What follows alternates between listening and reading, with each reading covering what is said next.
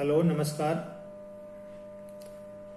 आज कविता हम जिस बारे में चर्चा करने जा रहे हैं वो कविता है बादल राग, जो लिखी गई है सूर्यकांत त्रिपाठी निराला जी द्वारा, जो कि छायावादी कवि हैं। इसमें पढ़ने से पहले मैं आपको बता दूं कि ये कविता आपके पाठ्यक्रम में जो परीक्षा होगी उसमें नहीं आएगी, ये सिर्फ पढ़ने के लिए है।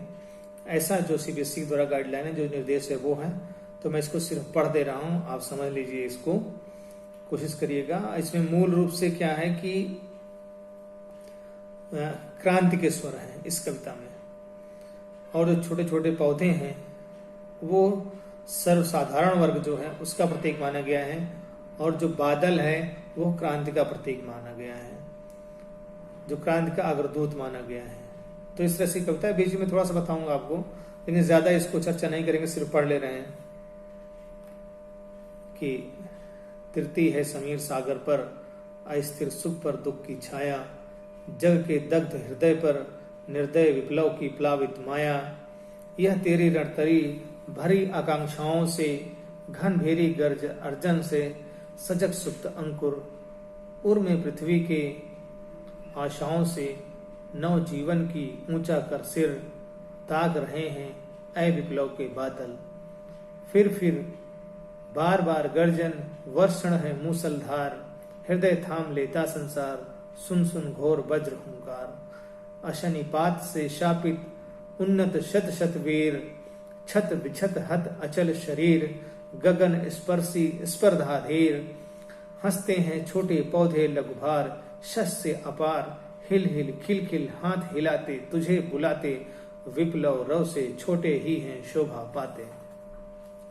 अट्टालिका नहीं है रे आतंक भवन, सदा पंख पर ही होता जल विप्लव प्लावन।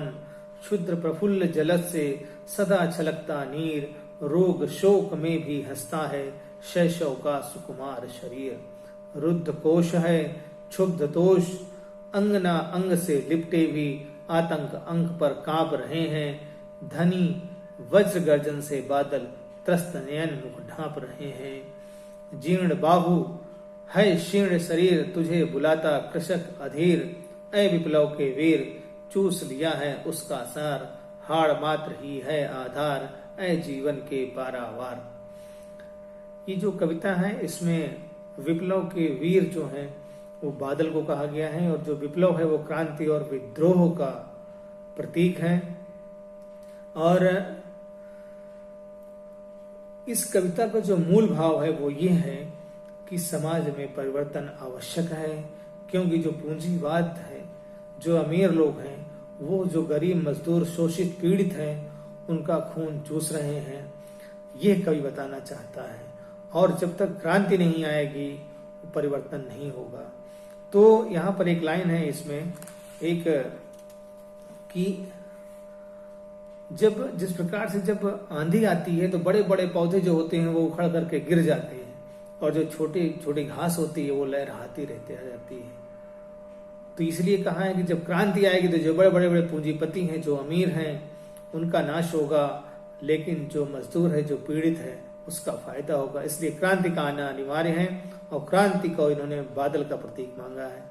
इसीलिए उन्होंने कहा है कि जब ऐसा होगा तो हंसते हैं छोटे पौधे लघुभार, शस्य अपार, हिल हिल खिल खिल हाथ हिलाते तुझे बुलाते। यानी ये छोटे छोटे पौधे हैं, हे बादल तुझे बुला रहे हैं, तुझे जब तुम्हारी बारिश होगी, जब तुम बारिश करोगे तो ये धरती के जो पौधे हैं उनको बढ़ने का मौका मिलेगा, इनको नया जीवन मिलेगा। ठीक इसी तरह से जब क्रांति आएगी तो जो गरीब मजदूर है उसको भी नया जीवन मिलेगा, उसको उसके अधिकार मिलेंगे।